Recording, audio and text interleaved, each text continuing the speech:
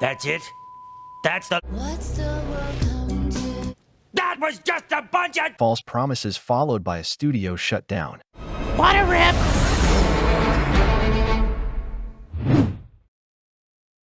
First part of this series was just an appetizer, and this one is a real deal, and the reason why I decided to make it in the first place. We're gonna be talking about the cut and unused content of Emergence. I'm sure all three of you since fans out there will be jumping out of happiness by now. So let's get started.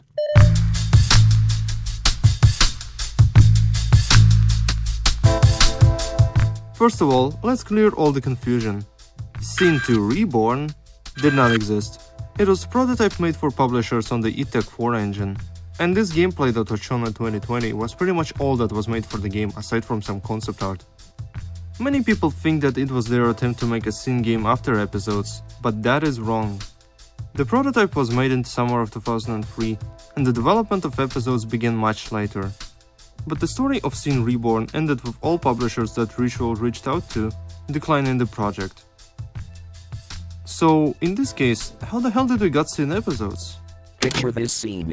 PC Gamer Towers, Mark Donald opens his email to find a message from Valve's Doug Lombardi. He's offering us a peek at the next big FPS thing to appear on Steam. The team gathers around Mark's desk, scrambling to see what Valve have cooked up. The response is collective, spontaneous, and incredulous.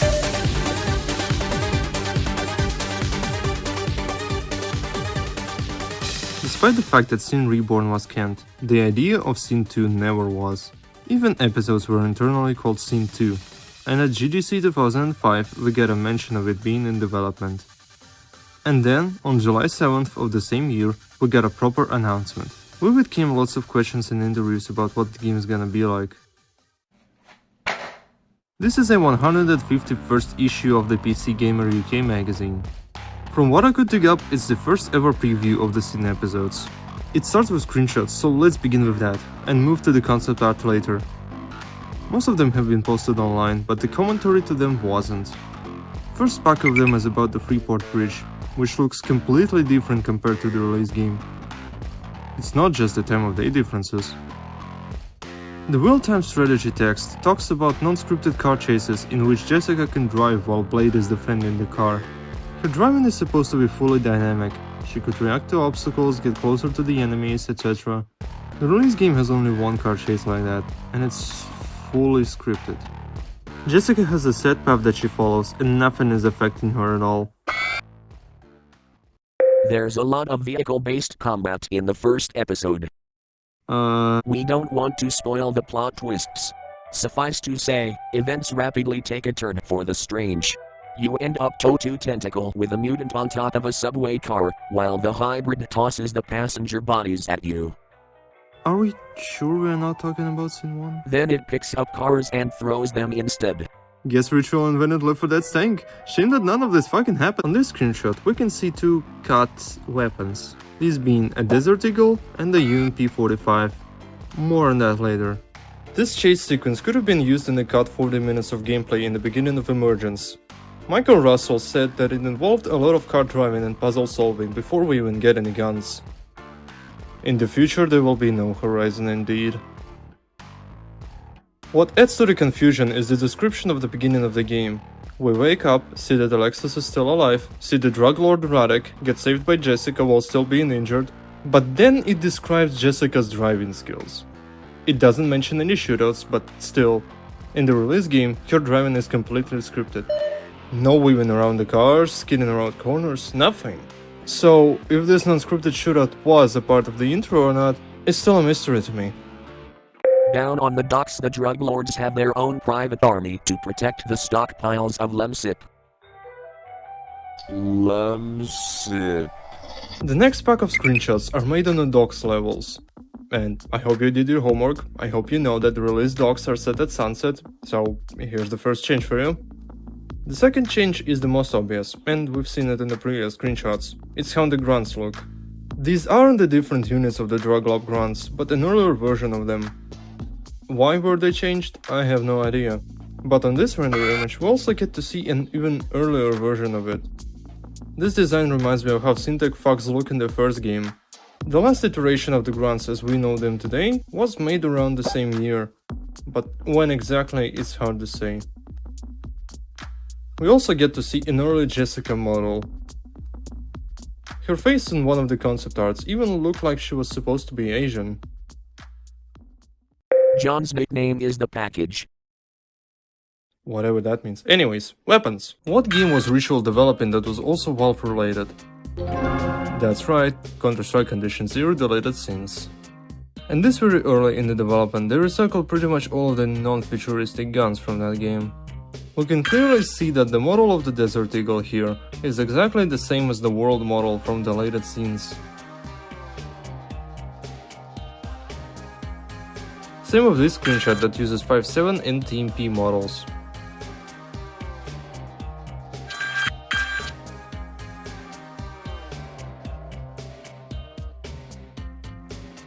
Sin 1's levels could be dramatically interactive.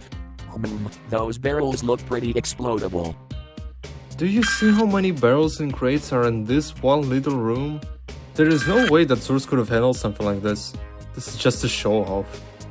These screenshots are definitely just for the press, with the poses, editing of the screenshot themselves. It's clear that it's not the raw gameplay, but pre-made scenarios that were made just to look cool. Wait, Sin 1's? We also have this screenshot from the same time period that was included in the fan kit, but wasn't added to the magazine, showcasing a small mutant. This is our closest look to the cut Jeep mutant type. Remember these blobs and these guys in the secret areas of the game? These are Jeep mutants. They were an enemy type that could evolve and devolve, probably from the exposure to the E4. In the magazine we get to see this concept art of the evolution of the Jeep. In the release, the second stage is this one-eyed fish. And I think it's possible that it could eventually evolve into this creature. We get to see a second look at it in the only screenshot of the early E4 lab that we have. The evolution process would probably look something like this.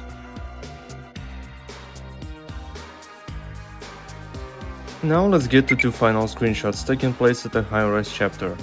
The Hi-Res itself is still in the game and it looks very similar, but the art direction of it changed drastically. From whites and yellows, it switched to greys and blues.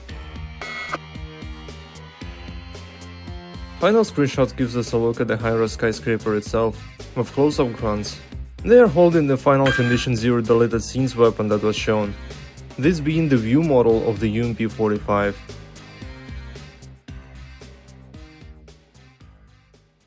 The magazine also shows some concept art that was made for the game, and that's another confusing part. These concept arts aren't made for Sin episodes. Well, they are, but not really. Let me explain. As I said earlier, the Sin Reborn died with the 2003 demo, but the core idea of Sin 2 didn't. With that, these concepts were made at the time of this prototype, and were made for Sin Reborn's idea and style. But after Sin Reborn got canned, these concept arts went unused, until 2005. Why bother making new concept art for the game, already set in said Sin 2 universe? And that's why these concept arts were made for both Sin Reborn and episodes. We have two more concept arts made for Sin Reborn that weren't used as a promotional campaign for episodes. Actually, we have a lot more of the concept arts. If we get on the Ritualistic website through Wayback Machine, we can see much more of them that are simply inaccessible. This is the only one that's loading properly. Some of the key ideas later were reused from that game. The sub in the Dogs art later turned into Radek's sub. The idea of how Freeport skyline should look like later got reworked into what we have now. And the most obvious is the Syntech helicopter design from the Rooftops art. I will get back to renders we have of Sin Reborn in the future parts of this series. The last thing from this magazine that I want to show is the described NPC behavior that is not present in the game. You can shoot Draglock grunts in the knees to make them fall. They will continue attacking you in this injured state until you kill them, or until our nearby grunts will patch them up and bring them back to action. This feature is present in the game, but the magazine also mentions their ability to take over NPCs as hostages. What is this, Punisher? We don't have any animations or any mention of it ever being a thing, so either it was some promised feature that was never added or a feature that was cut completely. We're finally done with the first ever preview of the Sin episodes. Now what? Now we're headed in the game files, of course. Let's start with something simple and get back to the topic of the arena mode. Remember these gas leaks in Vertigo? I almost slipped misinformation about it in the previous video. The game has this unused entity, Info Challenge. And on Valve developer community it has a patch explaining how it can be used. As an example, it shows the case where the gas leak can be on and off depending on the current arena mode challenge. I assumed that something like this was used on Vertigo, but no, it's just on a timer. I've checked hard, but Info Challenge is not used anywhere in the game. And it appears that it was made just for the sake of arena mode and setting different things depending on the challenge counter. So yeah, here's another thing that was cut from this beloved game mode of mine. If you use the SDK of the game, you probably notice that it has some entities that are just not present in it. Like, what the hell is NPC_count? It's an entity that calls for its own model, has its own sound script files, and an empty sound folder, and yet we have none of it. So what is it? From looking at the game's files and a bit of mental gymnastics, I came to the conclusion that Count was a very early version of Radic. Why do I think so? Well, in the intro of the game, he is called Count_Lab. In the U4 lab, he is just called Count. And on the final map of the Docs chapter, in the room where the entrance to the U4 lab is located, we have this, Count_read screen. It's a func monitor that is only called by these two triggers, and they just delete the entity from the map. And this Radic, just like the others, is a generic NPC with Radic's model. And this NPC is called, you guessed it, the Count. So what else is so special about this NPC? Well, this NPC has an unfinished interrogation mechanic. What is this, Punish? To call it a mechanic is a bit of an overstatement. I asked Michael Russell about this, and he said that it may have been a dev experiment of sorts, and this feature never made it in the QA. And it shows. For this video I added the missing sound files back. It's just my interpretation of how it possibly could have sounded like. If we look into the sound scripts, we can see that the interrogation had 3 levels. Level 1, the Count is aggressive and does not cooperate. Level 2, the Count is scared but still tries to stay silent. And level 3, the Count breaks and says everything we need to know. In this case, a combination for something. How and why we have this NPC in the release game, I have no idea. It's clearly some very early experiment, or the idea that went nowhere. Does this mean we could have killed Count or Radic in the first episode? Or was Radic at some point nothing but a side character? Who knows? I don't. Also, Radic was originally called Rodic, and the game files still call him with the short Rod. It's even called Rodic in the high-rise maps.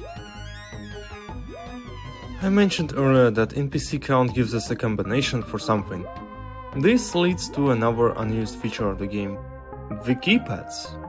But as far as I know, it's completely non-functional.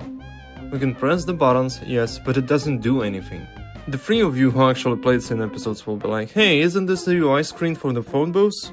And you will be both correct and wrong. Here's the catch. This screen was made for keypads first, and later reused for the phones.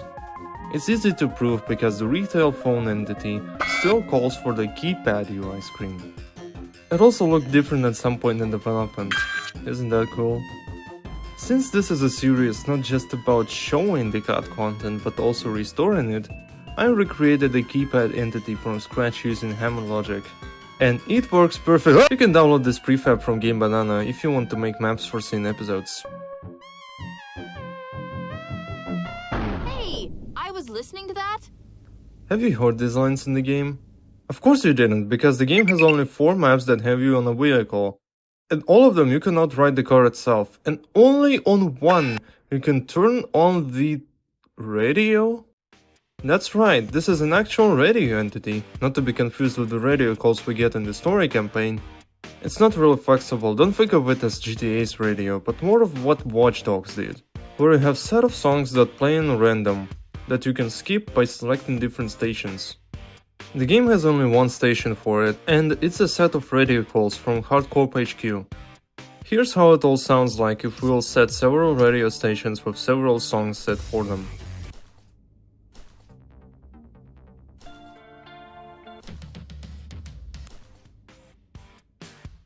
What this system could have been used for is a mystery, but maybe it was just a way to make the game more interactable without much thought. Another mostly unused feature of the game are the gas types again. Not the gas leaks from the Vertigo that I mentioned before, but their types. In total you have 4 of them. U4, green, antigen, blue, radiation, yellow, and inert, grey. E4 gas is used in mutagen barrels. It's the thing that gives you this slow-mo effect.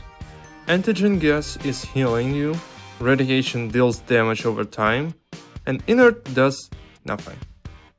I wonder where developers could have used these gas types in the future episodes. The final unused interactable thing that I want to showcase is this. Rain could put out fire. You might be thinking, what of it? And good for you, but this is a feature exclusive to Scene episodes. It's the same weather entity that was used in Source Engine games for years, and only Scene has the parameter that allows entities to be extinguished. Reminds me of how Valve experimented with the same stuff back in the 2000s. Now we can move on to the next topic. What NPCs are cut from Emergence? We already talked about Jeep mutants and NPC count, but besides them we have some others to talk about. We have a broken sniper left over from Half-Life 2, floor turret that is more or less functional, and a Hardcorp helicopter. This one is interesting because the helicopter we see in the end is not an NPC, but a model with an animation, sort of like Valve did with Left 4 Dead. From the looks of it, it's the same code that was used for Syntac helicopter, but this one is said to be friendly and calls for its own model that is missing. Out of weapons that were cut, we don't know much of them. Besides those Condition 0 weapons, we could have gotten fists like in Scene 1. But I think the release melee system is much better for the flow of the game. 3 other weapons were also cut but aren't mentioned anywhere. I asked Mako Russell about them, and at first we came to the conclusion that these weapons could have been leftovers from the SDK, because early Source Engine SDK came with a lot of cut entities in it. Both Sniper Rifle and Flare Gun were unused in Half-Life 2 and present in the SDK. But from the look at the weapon script files, they seem to be either heavily edited or completely new entities. All 3 weapons don't even exist in the game's code anymore. But you know what's left? Grenades! In Emergence you have only one incendiary grenade type. But you can actually switch it to the flash grenade. As I showed in the previous part of the series, Scene episodes originally had multiplayer, and that's probably the reason why it exists. It doesn't affect the enemies at all, unlike flash in deleted scenes for example. So it might be the case of smoke grenades in Stalker games, that are always added in mods despite being made specifically for the multiplayer. Or maybe I'm wrong and this grenade type is just unfinished. We also have these 2 entities, one being for the contact grenade and the concussion grenade. Both act as a mine of sorts. You step on it and you go boom. Concussion grenade does less damage, and I think it would have done a similar effect to the concussion grenade from Team Fortress Classic. And something that would 100% function like a concussion grenade just without the screen effect is the Black Matter grenade from the concept art. It was supposed to push everything away from it, basically making it into a rocket jump tool, as well as a way to clean up pathways. Did you know about Weka Grunt? It's an inaccessible in the main campaign's secret map, that plays like a shooting gallery with points for killing grunts and seagulls. It gets boring pretty quickly, not gonna lie. But what you truly didn't know, at least I hope so, is about Barrel Game. All we had of it is this decal texture that would have been used on this level. From the description, it looks like we had to relocate barrels in certain way to kill all grunts with one shot. And for me, it doesn't sound fun and replayable. Maybe that's the reason why it was cut, or maybe it was just an idea that developers never made. And on that note, we're done with cut content from Emergence. I can get deeper into all of the unused lines, unused sounds and our stuff, but I want to show interesting things. Not something that only a nerd like me would enjoy. Before we finish this part, I want to tell that I made my own Discord server for all ritual stuff. Think of it as modern ritualistic forum. At least, I hope it will become something like that. And to finish everything off, here's an early Emergence logo. Thanks for watching.